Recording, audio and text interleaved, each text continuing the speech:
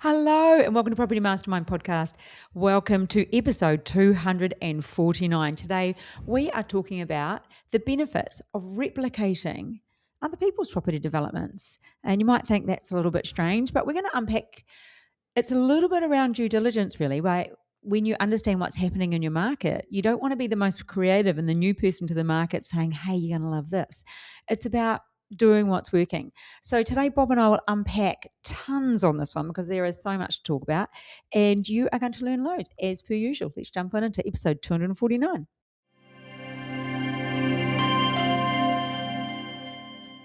Hello and welcome to episode 249. Today we're talking about replicating other people's developments. But before we do, giving away a copy of the book, page 121, Property Millionaires Exposed, to Mohammed Mahina. Welcome aboard, mate. Good to have you as part of the Property Mastermind education system. And we look forward to meeting you at the workshop, which, by the way, is May 1, 2, 3, coming along very, very fast. If you are interested in coming to our workshop, reach out to the team below, have a chat, or send an email through to us, admin@propertymastermind.com.au. But somebody can have a chat with you about the best way for you to come along to attend. It is on the Gold Coast. It is a phenomenal event and you do not want to miss it. Anyways, before I get too carried away and start talking about workshop benefits and why you should come and how much fun it is and all the socialising and the networking and just the education and the full immersing of someone who's been doing it for so long, between Bob, Aaron and myself, it's over 75 years in development, and we've just got so much experience and there's so much to learn from. But I'm not going to go down that road. I'm going to hand over to Bob for the tip. Bob, what's the tip for this week? Oh, well, here's an oldie but a goodie. If at first you don't succeed, try again. And what inspired that? Well, what inspired that is a couple who are in our mentoring program, who you know very well, put quite a lot of work in on a site, and it was expressions of interest. And, we both worked on it quite a bit, put in the offer, and they didn't get it. They came second. Oh, it was so disappointing. Nobody ever remembers who came second. That's what I always say. No. But, and look, it could be quite disappointing, but guess what? The next day they're back on the horse, galloping along, and now they've landed another great deal. And where are they at with that deal, Bob? That deal, they're signing the contract at the moment as we speak. And the offer's been accepted? Yeah, well, it hasn't been signed, but right. the offer's good. Wow. Well done to... They'll get it for sure. Well, we know what the other side's looking for and they're prepared to meet it, so it's going to happen. Well done to Andrew and Jess Barrett. There you go. Well done, team. B Developments. So watch this space. Really exciting stuff. Because you can get pretty disappointed when you put a lot of work into something and then, like, not only not get it but come second. That's almost worse than coming like fifth. Oh, that was their last deal, and it was such a big one and such a good but one. They didn't. They put it behind them really quickly, like 24 hours, and they're, like I said, back galloping. And that's what you have to do. There's disappointments in life, but there's disappointments in property development as well.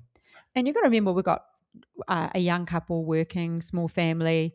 There's a lot going on in people's lives. And when, I suppose, you and I both say it, I've heard you say it at workshops, I've said it at events, the successful people do the work or do the stuff that the unsuccessful people won't do. And that's the early mornings and the late nights and the weekends and the time that you put in. But you only have to put it in for so long because, first of all, it's about the learning and, working with us and being really confident about what you're doing. And then for them, it's, putting offers in and, that terrible rejection or didn't quite make it or didn't have enough, because we've talked about this in many podcasts. You put an offer in and because you know your numbers and you're comfortable with them and you think, how could somebody else have paid more? Because they believe their numbers are right. And, it's only done on your own due diligence, really. Yeah. Never give up. Hey. But they've done a great job, yes. So anyway, Bob, today we're talking about the benefits of replicating what works in property development because it's something we talk about often. And I was actually speaking with another mentoring student today. His is about to come to market and he's in an area where there's a bit going on. And he said there's been a recent good sale, which was good to hear. I said I'm going to pop and have a look for him and take some photos. Might do a bit of open homing for him because it's not even in his state. But it's quite exciting when you are able to see things working in a patch and go along that same road. So we're going to unpack that today. So success in property development isn't about being the most creative, is it, Bob? It's really about following what's already working. Well, yeah, following what's working and knowing what's working, getting out into the marketplace, into your marketplace. And that's why we always say when you're starting out and you're looking for a site, don't take on a whole city. It's just way too diverse. Narrow it down, choose what we call a patch, and then become the local expert. Now, people, I'm sure, have heard us say that so many times. But part of what that means is finding out what people that are buying in that area, what do they really want? What are the things they really want? And to go and have a look at other properties that other developers are doing and seeing what's working and also what may be not working. Actually, you might remember a podcast back a little bit ago. Sorry, I'm just going to interrupt you there, as I do because I'm good at it. But we talked about somebody who created something in a market that was completely different and it just didn't sell. We did. Yeah. So, sorry, back to your... No, you're right. You're right. They put all of themselves into that and they must have been a little bit different. Yeah. Because the whole project was different and it didn't rate with the market. So, yeah, when we're talking about replicating, we're talking about replicating the things that are working, the things that are working in your market, in your patch, in your area. And by going out, well, we can talk about how to do that, but that's what we want to do. We want to replicate what's working. Yeah, and I've got a few notes here. Poor Bob, as usual, sitting down, coming in blind. He goes, what are we talking about? I'm like, we're going to be talking about, replicating what's working because I think it's something that's obvious, and it's not just about what's going on in that patch. That goes right down to the last. It goes down to the tapware, basically. It can go down to absolutely everything. Oh my gosh, I'm doing that thing that they do on TikTok. It does my head in when people do that. I'm a bit of a TikTok fan myself. So really we're talking about observing the patterns, aren't we? Yeah, exactly. And buyer preferences, buyer patterns, what do they want? Perhaps the market's saying, and markets can change and develop and mature as well. So you need to be keeping up with all that. That's why I talk about checking on what other developers are doing and is it working? And things change as well. It doesn't always remain the same. So, yeah, and that's getting out. Getting out. Put your boots on. Get out there. It gets me thinking, Bob, to a patch that we know reasonably well. We've had some students do it, some developments there. There are a lot of duplexes around. But near there was someone talking about doing an apartment building. Do you remember that? That never went ahead. Yeah. What were your thoughts on that at the time? Well, it was they could have done apartments, yes, because of the zoning and the size of the lot, but there weren't any around there. And so I always say, as a property developer, you don't want to be a pioneer. You don't want to be the first person to ever do something, and it can be a bit dangerous. Better to be a bit conservative. Well, not even conservative. I think it's smart. Work out what's working, and well, I keep using the word replicate because that's what today's about. But they weren't replicating anything. They wanted to be the pioneers. And they ended up not going ahead. I'm not sure. They may have tested the market a bit. They certainly had their designs done up because I looked at them and they were quite good and they had artist impressions. They may have gone to the market looking for maybe some off-plan sales or at least looking for encouragement that people would be interested in that product, and perhaps people weren't interested in that product at that particular location. She was a past mentoring student from about 15 years ago. But she still came to you and had a conversation with you about it and showed you.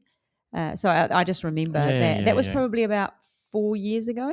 Yeah, it would be. Yeah, about 4 years ago. But I did notice that it didn't go ahead. No. Not that I keep a huge tab on what's going on around me, but I do have a little bit of an idea. That same site you could use for townhouses and multiple duplexes even, but probably better off with that. Just because it's zoned a particular zoning doesn't mean you necessarily should do that. In other words, bigger isn't always better. We've seen plenty of examples where you could do a bigger project on a site, but you're actually better off doing one not as big. And there's plenty of examples of that, but bigger isn't always better. It can be, but certainly not always. That's not a rule. Proving, like the proof of demand, diminishes risk, doesn't it? So the proof of demand, meaning if they're building something and you do the same and it's selling, it's more likely to sell. And I did mention right the way down to, tapware, etc. And I think a classic example is when we did the development, just not far from where we are, beachside suburb, and putting it in perspective, if you're beachfront, what has to go in there versus if you're one street back. So one street back, you could still do a similar product, but you wouldn't necessarily put in the lift. You wouldn't necessarily put in the higher ceilings. There was stuff you wouldn't necessarily do. And that's why it goes down to such fine points, because people need to realize that that's what sells on this street. But go back, believe it or not, one block, it doesn't sell on that street. And that's the importance of replicating what's on this street and replicating what's on this street, not thinking, oh, that looks nice, so I'll do it here. It's going to cost you more. You're going to expect more, but you're not going to get it. No, and I was talking before about a patch, but you've narrowed it right down to a street, and that's true. And I've even seen it down to whether the pool's on the north side or the south side of a house. Because you could have two sites, one on opposite sides of the street. If you put a pool in the back, on one side it might be on the north side where the sun is, and lovely on the other one could be on the south side. And we've seen that. I've seen that happen with duplexes. And there's a $50,000 to $80,000 difference in the sale price for each duplex unit when the pool is on the wrong side. So, Bob, you're really coming around to, you just don't want to be the test case, do you? And what are the implications of someone thinking, oh, that's a great idea, I'll do that, because they're probably a little bit too emotional. So what does happen? There's the likelihood of it not selling, just sitting there, like we were talking about that, the one that we had seen, and it was not far from ours, and they just went crazy with colours and colour schemes. And it was expensive too. Yes, expensive build. Expensive build, because it was so different. Yeah. And it very expensive fixtures and fittings too. I mean, that was built to be really upmarket, but it didn't come together. It sort of looked like something Hugh Hefner would live in. There's a lot going on. Is Hugh there. Still around? I don't know. Is he? He'd be 120. Oh, would he? Obviously, I don't know. No, I don't know. But I'd probably even call it gaudy. Is that the right? Gawdy? I think that's a word that means like yuck. And they had to keep dropping the price. It was a real case of the market not understanding what the developer had created. They like us, we walked in, that's interesting. Like, you can only say that a few times. Oh, that's interesting. Oh gosh, that's interesting. Yeah. Oh yeah, and that was an open house. And I remember the agent. The agents were a little bit uncomfortable because I don't think they liked it either, but they've been given the job of selling it, so you can't sort of say too much as an agent. But I sort of got the view that it was a bit of a tough sell. Well, it proved to be a tough sell, obviously, because it took quite a while to sell and they had to keep dropping the price. But there was also somebody's ego going wild. Could be. I think they might have designed it for themselves. They might be quite eccentric and quite different from the market, the average people in the market. They just went and built this thing that they loved, and they couldn't understand why nobody shared their brilliance, And I suppose it brings us to due diligence. It's so much about, like you said, know your market, know your patch. It's not just, due diligence isn't just around soil testing and the mechanics. Yeah, it's not just around the kind of stuff you don't see. It's very much around the stuff that you have to look at and understand before you go to make something like that. And I think in a lot of cases, the insides, I'm going to say stuff, the stuff we're talking about, the aesthetics, which sort of do play such a massive part in what we're talking about. Would you believe that it's more female orientated And when I asked that question, do you think it was the male that built the other house or a female? Or a couple that were Crazy? couple that were crazy. Yeah, I don't know. I don't know who did it, whether it was like a husband and wife couple or individuals, but yeah, that was quite different. I'll tell you a little story you haven't heard, because you always love to hear little stories that you haven't heard before. Mm. I did some apartments in Melbourne some years ago. I don't know, 10 years ago, whatever it was, and it was 4-story apartments. And I came to the point of wanting to work out what the fixtures and the fittings and the standard fixtures and fittings are. So that's things like tapware, like you mentioned before, dishwashers, cooktops, underbench ovens, taps, kitchen benches, tiles, like the quality, the whole colour schemes, the whole that. And I was not my strong suit, but I wanted to get a bit of a handle on it. Now, I'd already lined up with a marketing company that was very active in the market, and they'd been marketing for about 30 years and did a number of projects in that area. And so I went to them and I said, look, you've seen the design of the building, but what about the fixtures and fittings? I think we'd already started building. And I said, have you got a project that you've sold in the last 12 or 18 months where, in your opinion, everything just came together? The colour schemes, like the whole box and dice, and where you got a lot of really good feedback from purchasers, and they sold really well. And they said, yep, we got one. And they showed me the photos of the project that was only recently sold. And I said, have you got all the colour palettes and the fixtures, which they would, because they were the marketing agents. And they gave it all to me, and I replicated it. Mm. I just used everything that they used. Same colours, same fixtures, same fittings, same everything. Because it was a similar price range in the same suburb, something that had been very successful but actually stood out, and particularly as far as the agents were concerned. So don't reinvent the wheel. So I did. I'll use the word replicate, and I did. And I fully replicated it. Do you know what's funny? As you're saying that, it reminded me, because of my numerous renovations, I got the first house that the first house in a particular town that I was in, that I was living in, did a reno, and I actually got a designer to come in and give me a hand with colours, because, to be really honest, I'm pretty boring. It's not my natural thing, really. I'm not bad at standing in a room and seeing what it could look like functionally, but really not so much on the colour side of things. And I'm quite boring, I suppose I would say. Anyway, got a friend, she came in and did it. I did about 4 more renovations exactly the same, used the same colours, the same everything. Obviously, the layout was different because it was a renovation, so I was just working with what I had. But yeah, I did always just replicated the same thing, and it was so much easier, because you might remember the last one that I did when I dragged you back to New Zealand to make you do it with me. I mean, because you wanted to help me. And it was a little bit more difficult because we had to choose stuff. And it was a bit harder, but it's so much easier when you replicate. Yeah, so much easier. Something that's successful. So, Bob, we're talking about the research, like replicating what's already happening. You've touched on, pools going in the right place.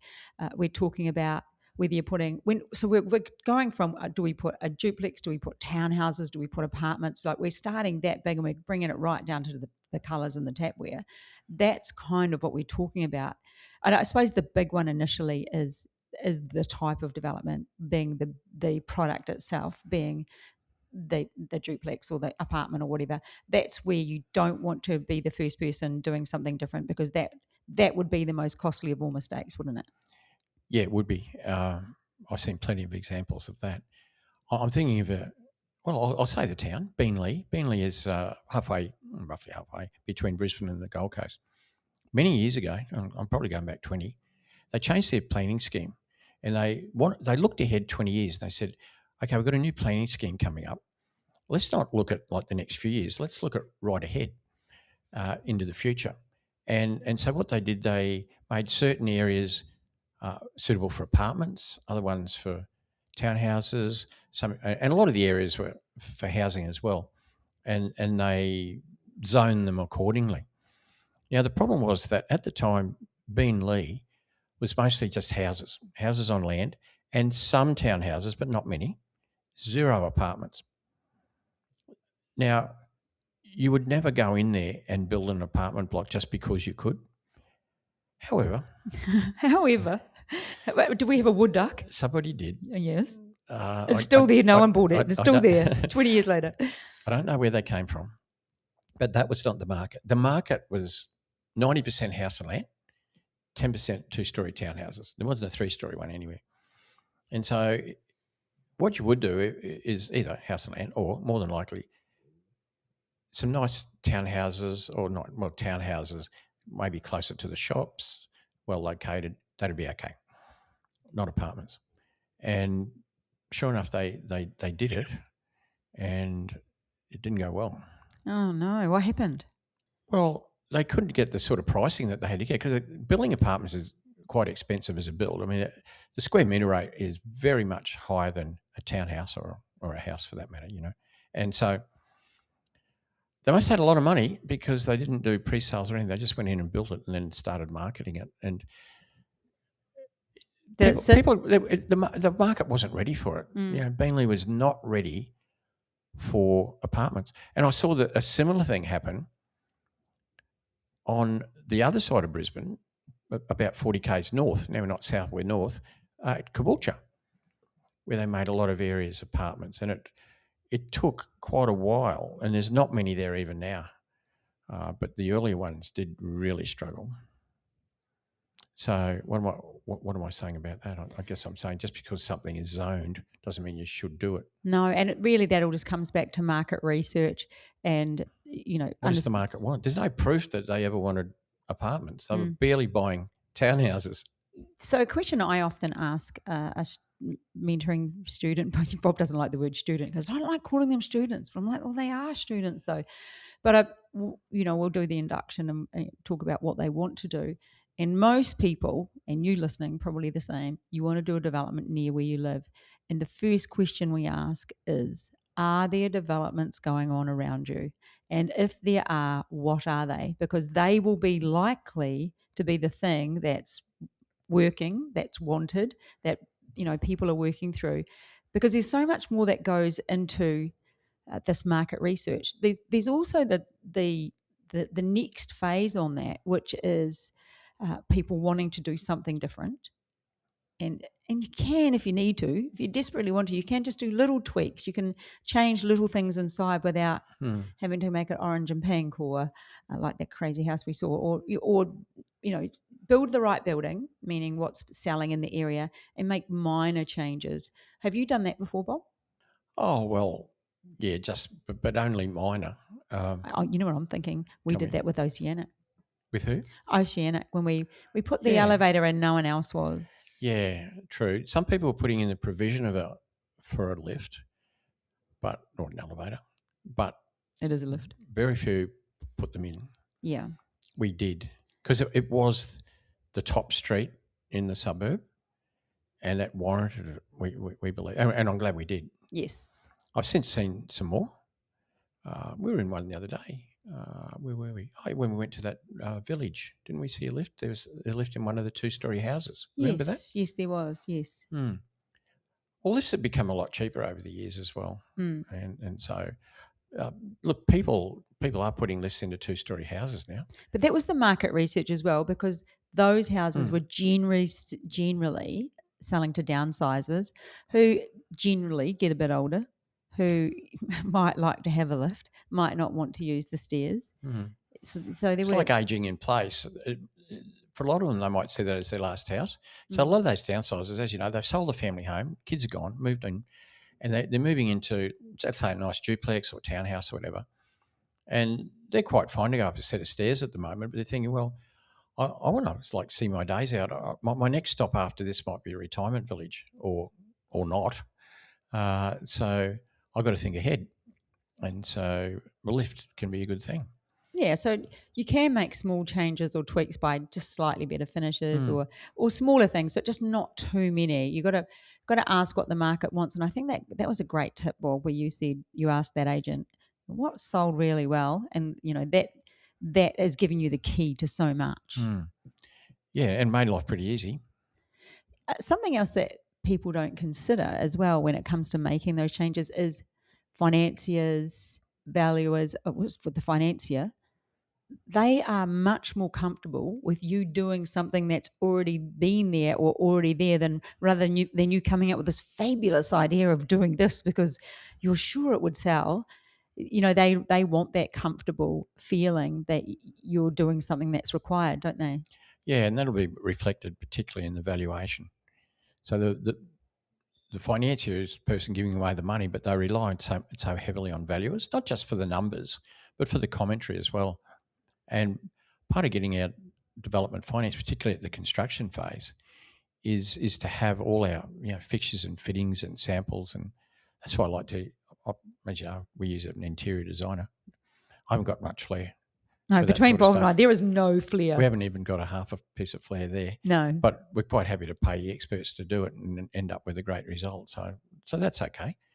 Because you don't always have to agree with the designer. You can look at the design and go, well, not really. I can remember you commenting on, we did an upmarket duplex, and was it the green tiles or something you weren't particularly happy with when you went there? I know it was the pink ones. Oh, the pink ones, whatever they were, yeah.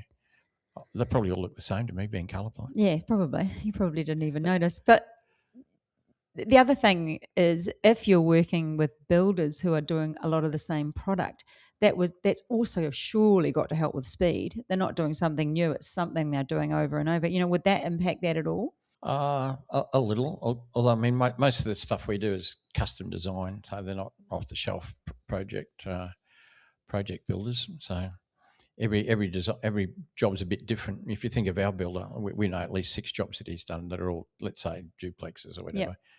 Every one of them's different, but I mean, there's a lot of commonality, but they're also different designs. So I think the tangle for a lot of people is they just get caught up emotionally, and once you get caught into that emotion, then you start building it for yourself, and you think it would be a great idea, and then you mentioned ego earlier, or was that about somebody else? But we talked about ego being... That was the weird looking place. Oh, yeah, that's right. Yeah, so ego can get you in trouble because you really need to develop something that's required by the market, not necessarily something that's required by you. Yeah. Your eye has to always be on the market. And that's not just property development, it's anything. Any sort of a business, you have to know who is your market and what do they want, and give them what they want.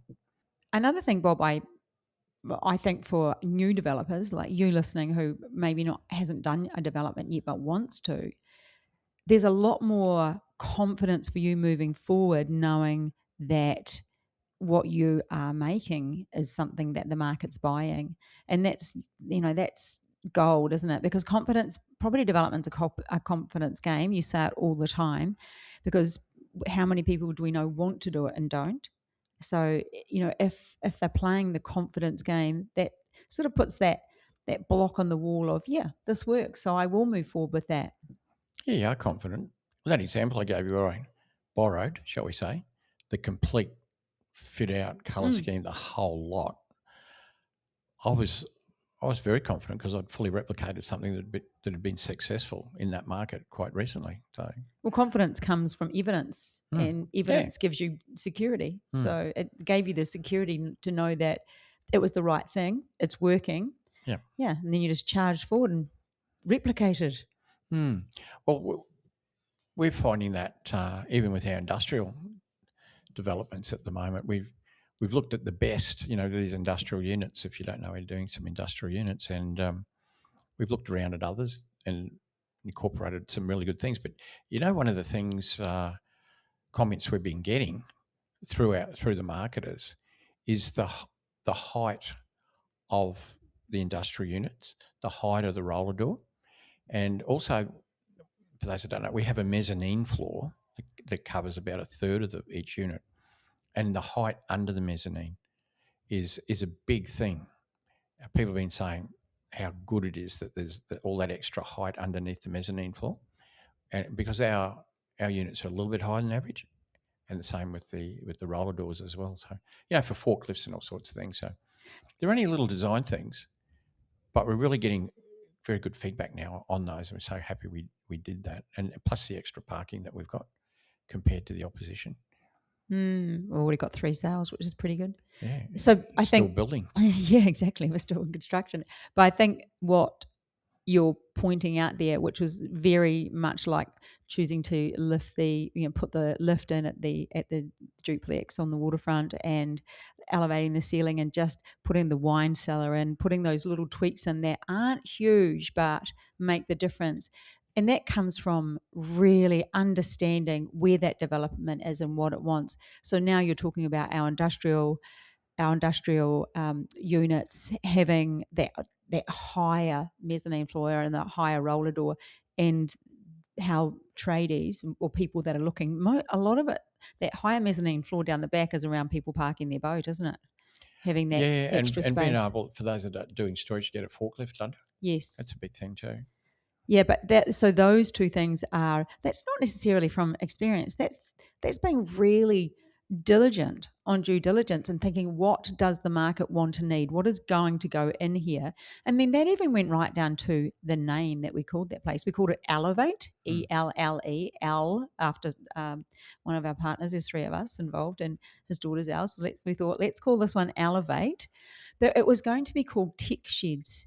In Tech Sheds, everyone's like, call it that. I was like, no, too masculine, because these are the sort of units that could have small shops in, or there's or storage for all sorts of things. And I actually was thinking of a shop that started not far from where we are, and she started in her garage, and now she's huge in Australia.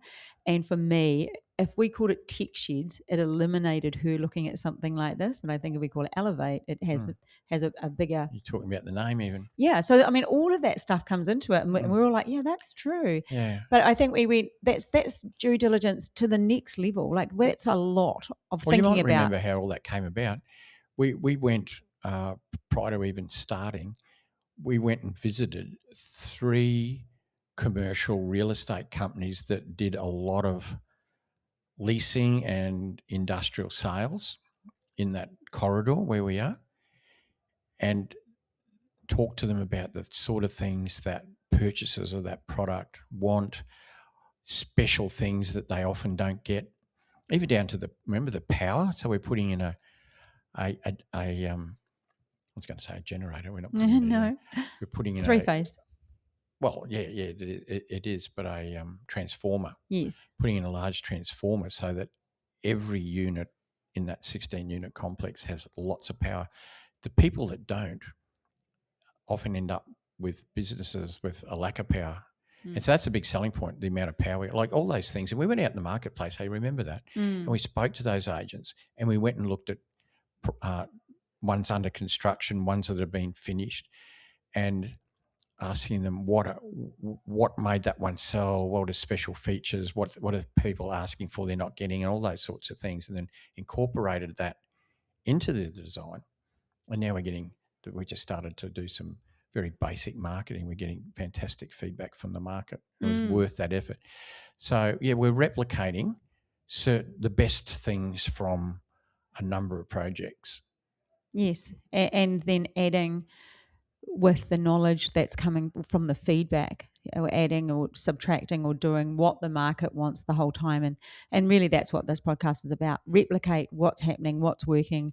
Don't be that new guy on the block. Do not be that guy or that lady. And then, if you're going to make those improvements, do them not by, oh, that's a good idea, we'll do that. Like, if that was 3 meetings with 3 different companies doing the same thing or similar in the same area, like really doing the work on it. And it's paying off already, the fact that we've got, 3, and I put it on my Facebook page. I took a photo of myself outside because, I don't know, I think half my family think I'm a personal trainer, and people commented, and I had people reach out and say, I'm actually interested in buying one. I had 3 people, and I sort of vaguely followed them up a little bit and got, that I'm thinking 2 of those will probably come through. So yeah, you will definitely have a better journey. You're going to get sales. You're going to feel more confident.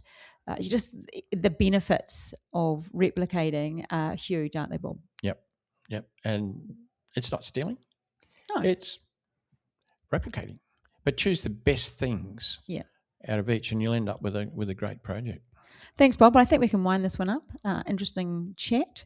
And I hope that we've taught you a little bit about what you might like to do for your next development. Look at an area that's got some stuff going on, and do, if it ain't broke, don't fix it. That's kind of it, really, isn't it? It is. Yep. Hope you had a fabulous Easter. We're sort of coming down from a grandparent high. Yeah, we are. Yeah. Yep. Still got a few grandkids left.